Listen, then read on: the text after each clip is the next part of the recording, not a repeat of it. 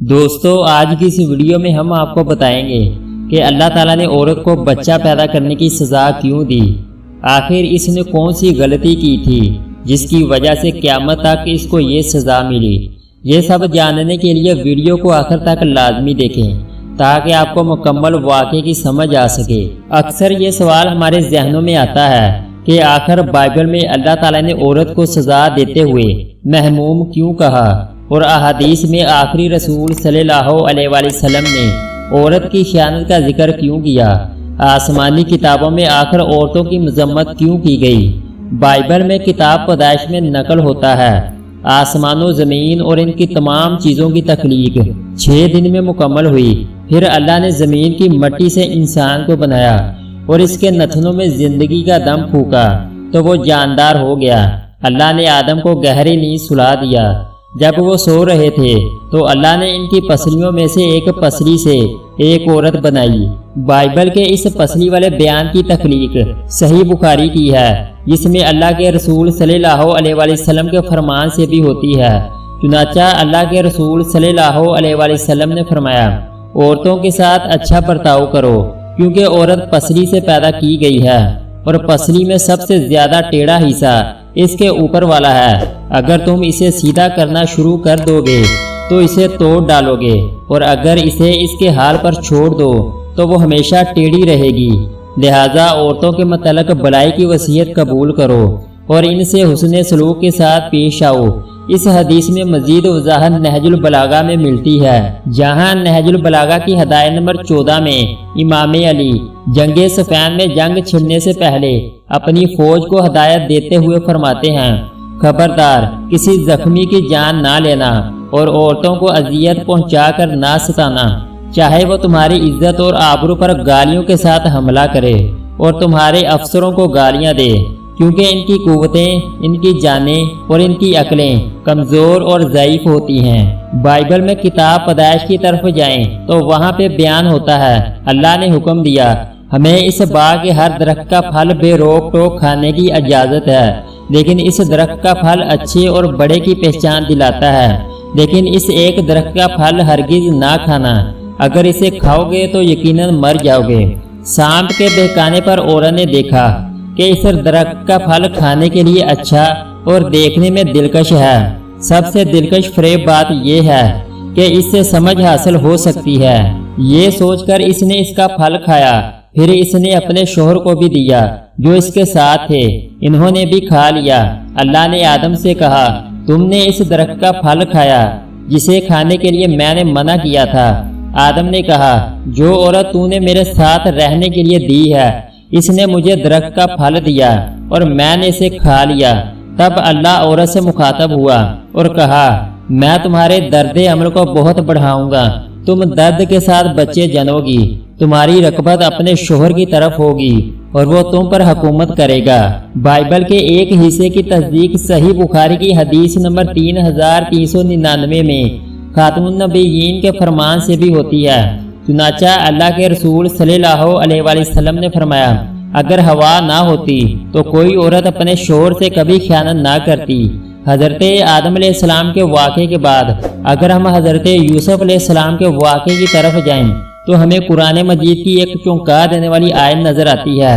یہ واقعے کا وہ حصہ ہے جہاں عزیز مصر کے سامنے حضرت یوسف علیہ السلام کی پاک دامنی کے لیے گواہی دی جاتی ہے کہ اگر قمیض آگے سے پھٹی ہے تو یوسف مجرم ہے اور اگر پیچھے سے پھٹی ہے تو زلیخا مجرم ہے۔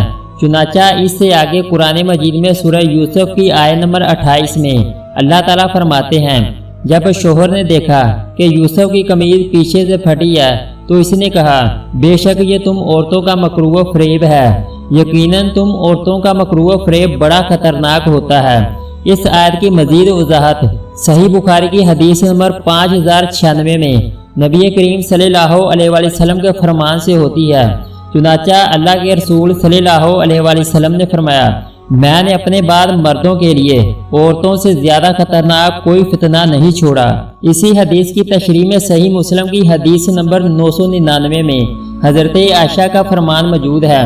آپ فرماتی ہیں، آج عورتوں نے جو نئے انداز نکال لیے ہیں، اگر اللہ کے رسول صلی اللہ علیہ وآلہ وسلم دیکھ لیتے तो इन्हें मस्जिद में जाने से मना कर देते, जैसा कि बनी इसराइल की औरतों को रोक दिया गया था।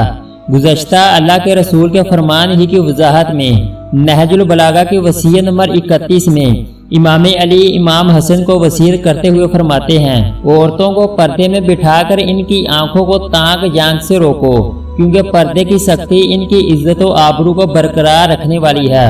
औरत को इसकी जाती अमूर के अलावा दूसरे अख्तियारात ना सौंपो, क्योंकि औरत एक फूल है, वो कारफरमा और गुमरान नहीं है।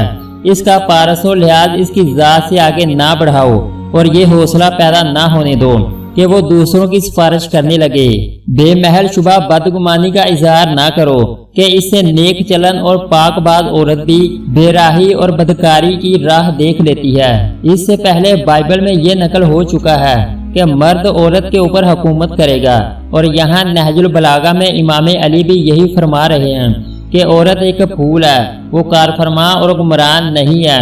इसी बारे में सही बुखारी की हदीस नंबर 4425 और 7099 में एक सहाबी अबू बकरा अल्लाह के नबी का फरमान नकल करते हुए कहते हैं, मुझे जमल की लड़ाई के दिनों में अल्लाह ने एक कलमे की वजह से बहुत फायदा पहुंचाया, जो मैंने अल्लाह के रसूल सल्लल्लाहु अलैहि वसल्लम से सुना था। करीब था कि मैं असहाबे जमल यानी आयशा और इनके लश्कर के साथ शरीक हो जाता और इनके साथ मिलकर लड़ाई करता। वो कलमा ये था कि जब अल्लाह के रसूल को ये खबर पहुंची कि अहले फारस यानी ईरान ने कसरा की बेटी को अपनी मलका बना लिया है, तो आपने फरमाया, वो कौम कभी फलाह नहीं पा सकती जिसने अपना हुक्मरान एक औरत को बना लिया। इससे आगे अल्लाह के रसूल सल्लल्लाहु अलैहि वसल्लम का एक बहुत ही नसीहत आमूज फरमान हमारे सामने आ जाता है। सही मुस्लिम की हदीस नंबर 241 में अल्लाह के नबी का फरमान है कि ऐ औरतों की जमात, तुम सदका किया करो और ज्यादा से ज्यादा इस्तिग़फ़ार किया करो, क्योंकि मैंने दोज़ख में अक्सरियत तुम्हारी देखी है। इनमें से एक दलेर और समझदार औरत ने कहा, अल्लाह के रसूल, हमें क्या है कि दोज़ख में जाने वालों की अक्सरियत हमारी है। आप सल्लल्लाहु अलैहि वसल्लम ने फरमाया, तुम लानत बहुत बेइज्जती हो और अपने शोहर की नाशुक्री करती हो। मैंने अकल और दीन में कम होने के बावजूद अक्लमंद शख्स पर गालिब आने में तुमसे बढ़कर किसी को नहीं देखा। यहाँ अल्लाह के नबी ने वो दो वजह भी बयान की हैं जिनकी वजह से जहन्नम में अक्सरियत औरतों की है, और इसी वजह से आसमानी किताबों में इनकी मजम्मत की गई है। सही बुखारी की हदीस नंबर 19 में अल्लाह ताला के नबी ने और खोलकर इस बात को बयान फरमाया।